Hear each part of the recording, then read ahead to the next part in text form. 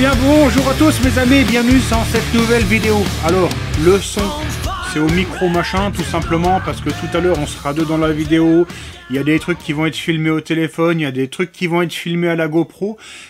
Cette vidéo risque d'être assez longue, tu peux rester jusqu'à la fin si tu veux, il y aura plein de choses. Notamment Fast54 sur YouTube, Félix, qui vient chercher son Normiga, la rouge que tu as peut-être déjà vu un peu à droite à gauche sur TikTok et tout, j'ai déjà posté pas mal de petites vidéos, de photos dessus, etc. Ça c'est la sienne en fait, c'est le dernier proto que j'ai fait. Pour lancer en fait la production maintenant en masse, tu sais, je vais en construire des centaines de milliers par mois ici tout seul. Sous ce trait d'humour, il faut savoir que ça s'est pas passé exactement comme prévu, donc tu le sais ou pas, je prends vos remarques très souvent en considération. Lors de mes tests sur mon premier prototype d'Ormiga avec mon frein à tambour, tout le monde m'a dit « Ah mais gros, si tu pètes la chaîne, t'as plus de frein ». Ce à quoi j'avais répondu, t'es gentil, péter une chaîne en 420 en freinant avec des roues de 4 pouces, c'est pas tout de suite. Mais demande que j'avais entendue, j'ai travaillé sur un frein à disque, j'ai fait découper au laser un frein à disque, mais tout ça je vais le dire tout à l'heure dans la vidéo, etc. Et moi j'ai juste fait les tests au vent. Mais ce que j'ai voulu faire avec Félix, c'est aller faire des vrais essais en endurance, donc on a mis plein la gueule aux machines pendant 1 heure, et le frein à disque à l'arrière, ça se passe pas comme prévu. Donc, il va y avoir une nouvelle évolution du frein à disque. Sache qu'aujourd'hui, moi sur le shop, je te conseille de commander une Ormiga en frein tambour, tu fais ce que tu veux, mais pour moi, il est plus endurant, il est plus fiable, il est plus simple, et le frein à disque, je vais le modifier. En attendant, Félix arrive et on se retrouve tout de suite avec lui. Fast 54 000. Ouais. Faut que tu ailles, lui fait dirt bike et tout ça, tu vois, chacun son truc. Moi c'est les scooters, lui c'est dirt bike. Alors aujourd'hui il vient récupérer l'Ormiga, la rouge. Moi ça me fait un peu mal à la panse de la voir partir, mais bon. Alors aujourd'hui je vais quand même te faire un petit tour du propriétaire du projet fini. Là celle-là elle est finie, tu le vois, donc on va partir, je sais pas, de l'arrière vers l'avant ou de l'avant vers l'arrière. Comme tu veux. Comme on veut. L'angle de chasse a été majoré, il est passé de 24 à 26 degrés. À l'avant, ici, à voir dans le futur, il y aura peut-être une butée de fourche mécanique, j'en sais rien. Là, en attendant, j'ai fait des butées en caoutchouc, enfin en TPU, juste pour pas que ça tape dans le cadre. Normalement, sur le projet initial de ces mini-motos-là, il n'y a rien. Donc les tubes tapent dans le cadre. C'est un peu dommage, tu vois, on s'embête à aller faire une peinture au four, une peinture époxy, qui est toute neuve, ça m'a embêté quand même d'aller la taper. Les gaines, c'est de la gaine téflonnée, du coup, on a des commandes qui sont super souples. Ça je trouve que c'est quand même plus agréable que d'avoir un cap de gaz qui te fait mal à la main au bout de 2 minutes. Sur le frein arrière, j'ai été obligé de mettre on va dire un frein de parking, tout simplement pour que la machine ne puisse pas avancer quand elle est sur la béquille, parce que la béquille, si tu veux, elle peut tourner sur son axe, faire autant de tours qu'elle veut. Donc ça veut dire que si la machine est sur la béquille, tu tapes dedans, tu la pousses, tac, elle peut tomber. Donc avec ça, la machine n'avance plus. Bon, ça c'est des machins asiatiques, simplement je les ai modifiés parce que les machins avaient tendance à se barrer, les capsules sautaient, etc. Donc j'ai repercé à l'intérieur, des vis pointeaux, collé au frein filet, bref voilà. Le truc il est sécurisé, ça empêche que la machine ne puisse avancer et se casser la gueule. J'ai mis un truc en TPU ici en fait pour avoir le même esprit que sur le côté de l'accélérateur, pour vraiment que les câbles soient bouchés, qu'il n'y ait pas de poussière qui rentre, etc. Bon, c'est des conneries esthétiques, mais je trouve que ça finit la machine. Ici tu le vois, spécificité pour la machine de Félix, où il m'a demandé d'avoir des repose-pieds qui se plient en cas de crash. Donc ça a l'avantage de ne pas se planter dans sa cheville normalement. En revanche, forcément il se lève, et c'est le moteur qui va ramasser, ou de l'autre côté, je sais pas trop ce que c'est, le carter ou le cadre, bref. Donc ça, c'est une option qui est sur le site, tu choisis avec ou sans repose-pied pliant. Majoration de pognon pour cela, parce qu'il faut que je soude une rondelle, une vis à l'intérieur, etc. Plus de boulot. Et ils font assez qualitatif. Ouais, franchement, moi j'aime bien. Toi, t'aimes bien. Ouais, vas-y, actionne ton repose-pied. Ah, ça c'est la classe. Il actionne le repose-pied. Alors, sur le sien, un moteur en 212 cm3, là c'est le tout gros, passé au banc. Je te précise que chaque machine, donc si elles sont complètes évidemment, elles sont donc montées, démarrées avec de l'huile neuve évidemment, elles sont rodées pendant à peu près une demi-heure au banc, donc c'est-à-dire elles roulent tranquillement comme ça à 3000 tours, et après moi je règle le régime maximal du moteur ici parce que tu as une vis pointeau qui te bloque le régime, donc je le règle sur 4200 tours.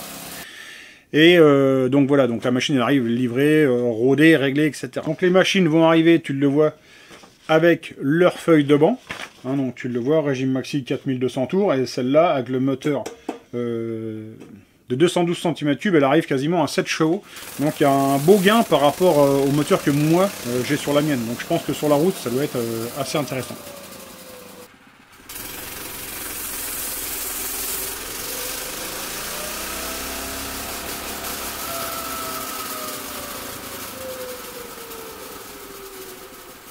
La puissance qu'ils donnent, c'est une puissance bridée, voulue.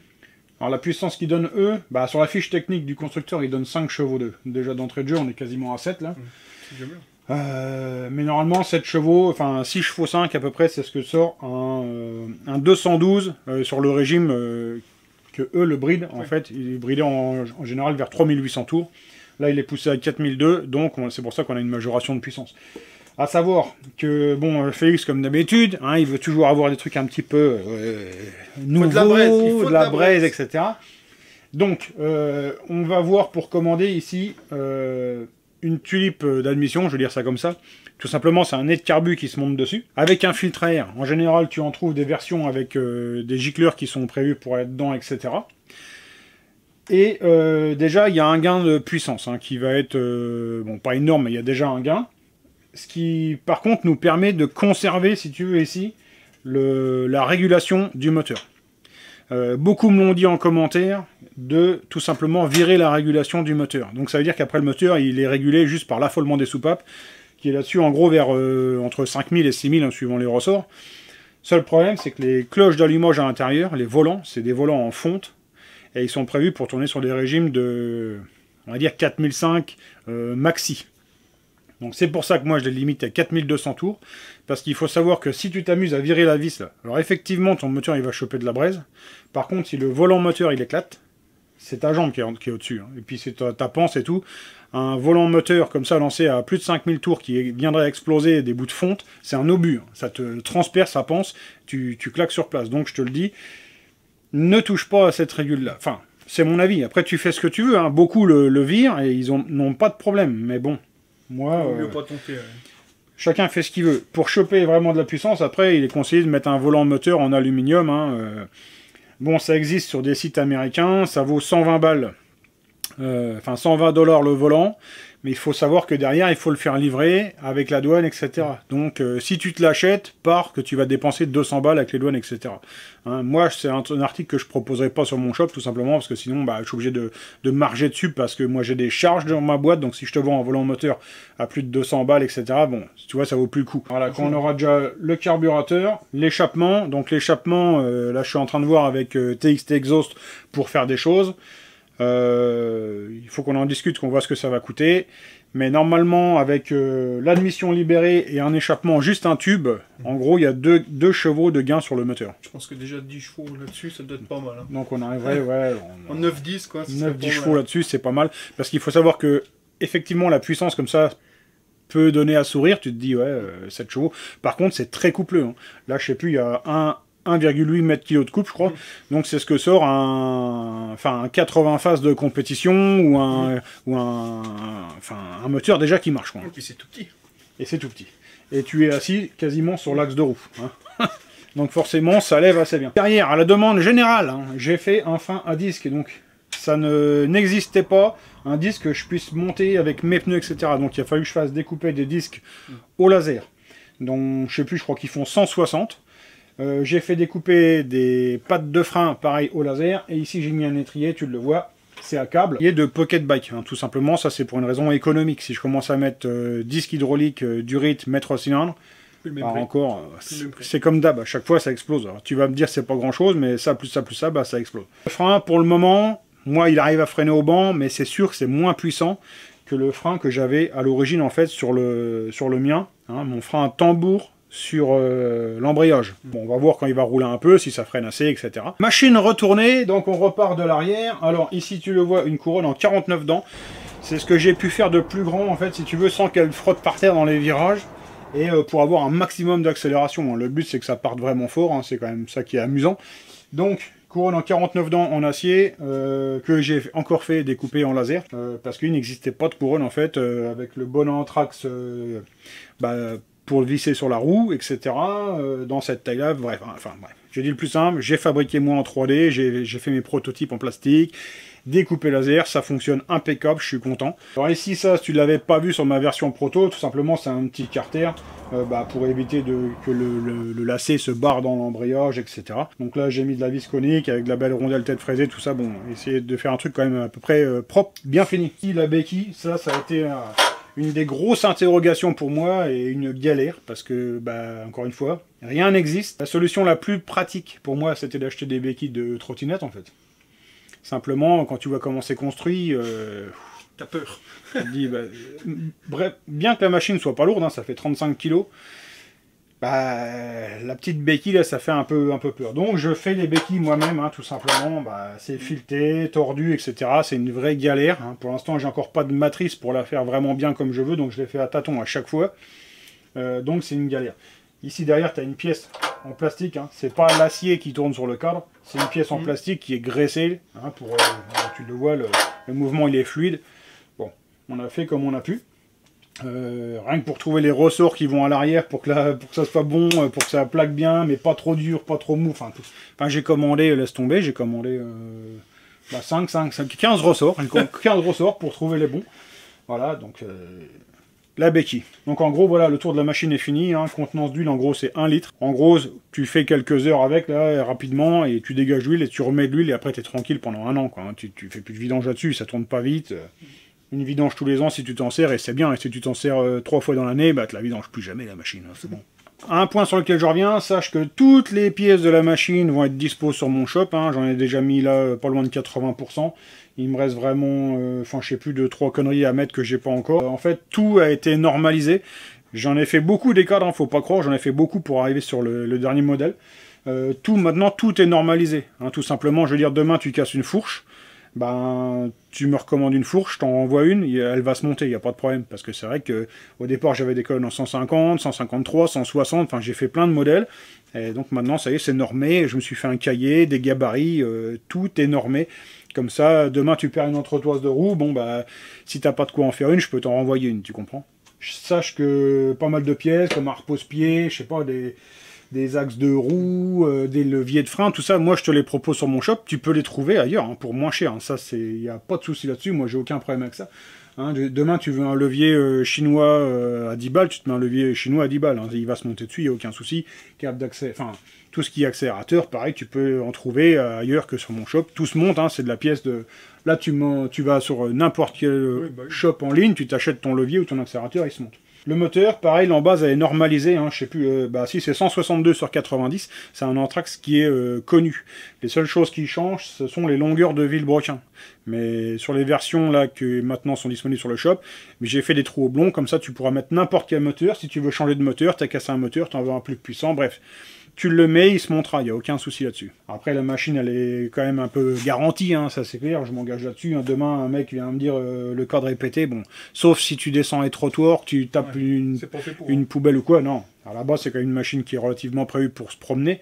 Hein. Tu vois, il n'y a pas de renfort. Hein. Si jamais voulu faire du TT avec, il aurait fallu des goussets ici, enfin des renforts de cadre ici, renforts de cadre un peu partout pour pouvoir taper un peu plus fort. Puis même les sections de fourche, tu vois, c'est pas fait non plus pour sauter la table du terrain de cross à 5000 de 10 mètres, hein, ça c'est sûr. Donc je pense qu'on va aller la foutre en route et puis voir un peu ce que ça donne en extérieur. Hein. Moi je dis oui. Allez, c'est parti. Allez, mise en route, essence, starter. Il tape hein, le 200 là. Alors le frein de parc là, il sert aussi. Si jamais tu veux ici démarrer au starter et que tu accélères ici, pour pas que la machine se barre. Parce que je te garantis que l'embrayage à sec là, c'est à l'intérieur, ça accroche fort. La béquille, très important la béquille.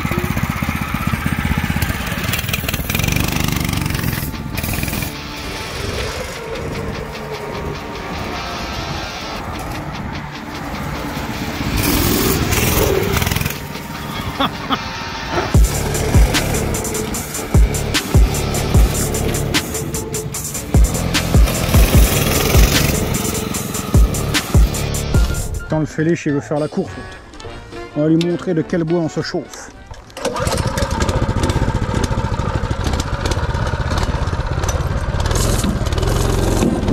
Allez, en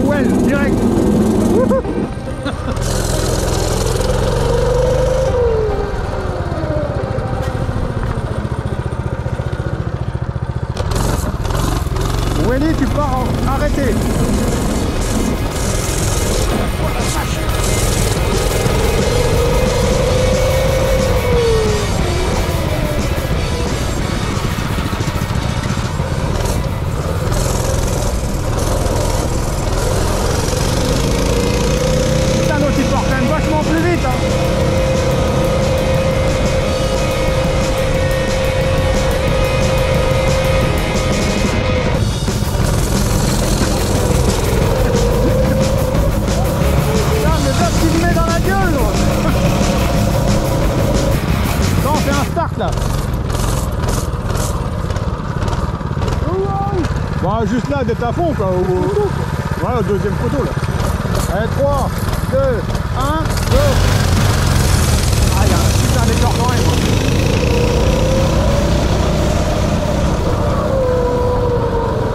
J'en prends plein la tronche hein.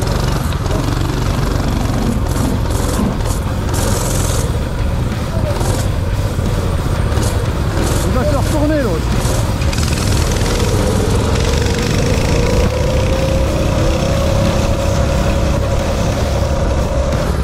Allez quand tu veux. Oh.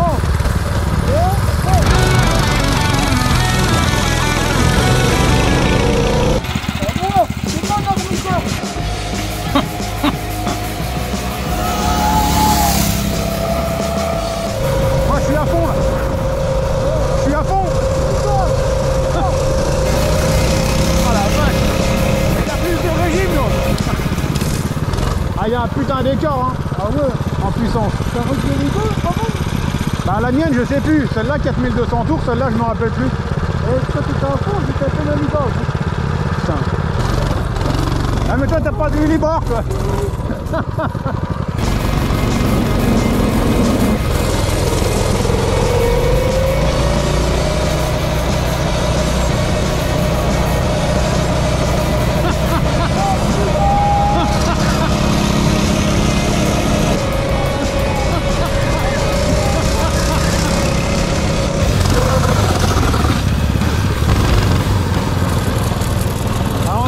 On est bien comme ça, on est vraiment les professionnels du stoon hein. Oh. 1, 2, 3. Oh la vache, elle arrache. Putain. Ah oui. Ah oui, ça n'a rien à voir.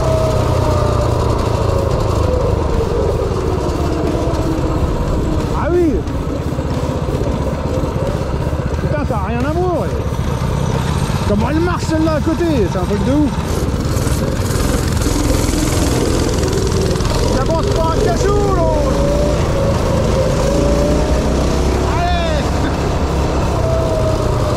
Vous reprenez la route et tout de suite à droite.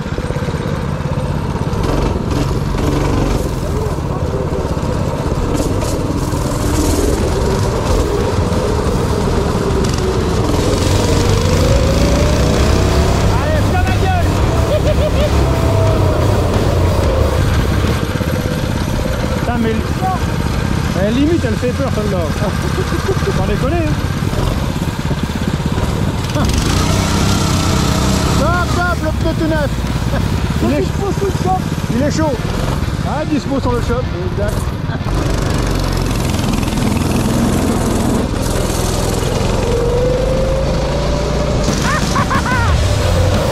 Tu vas te retourner.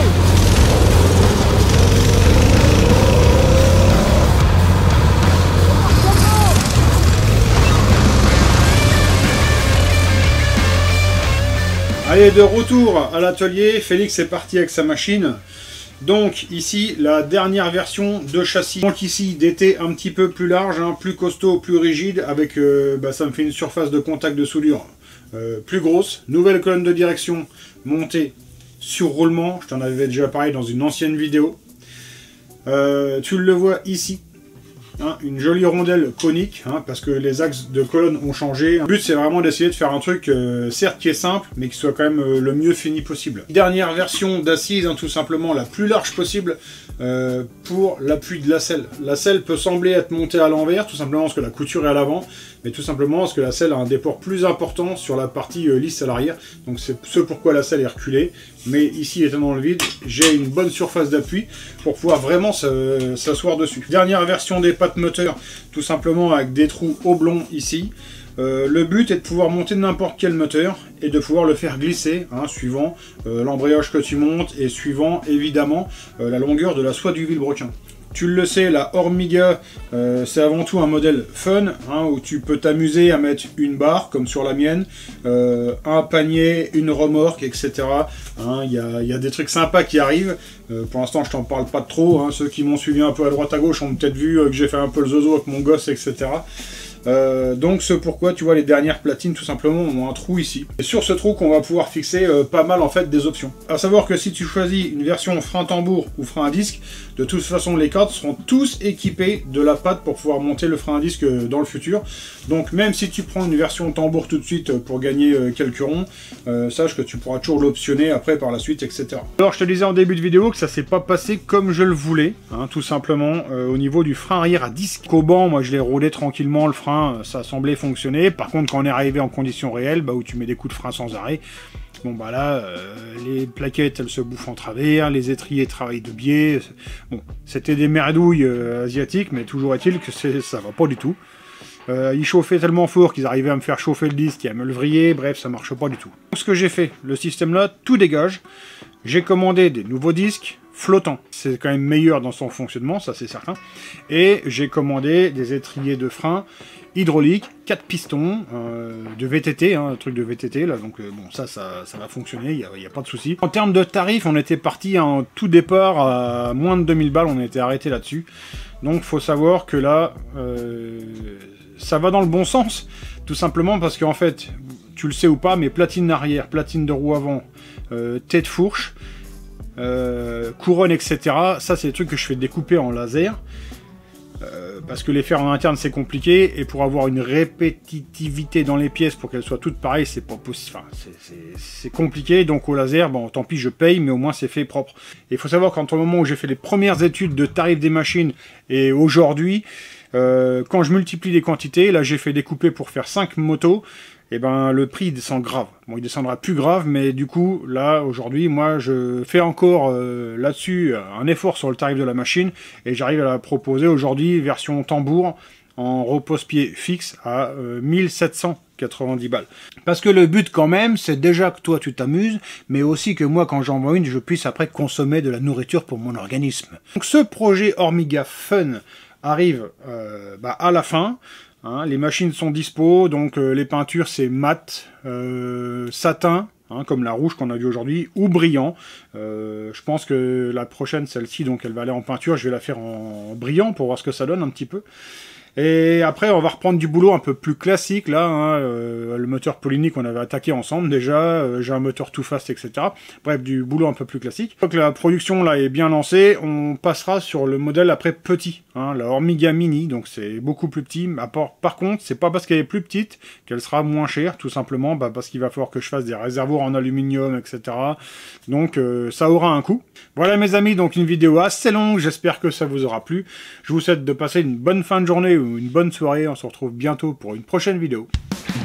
Ciao, bye!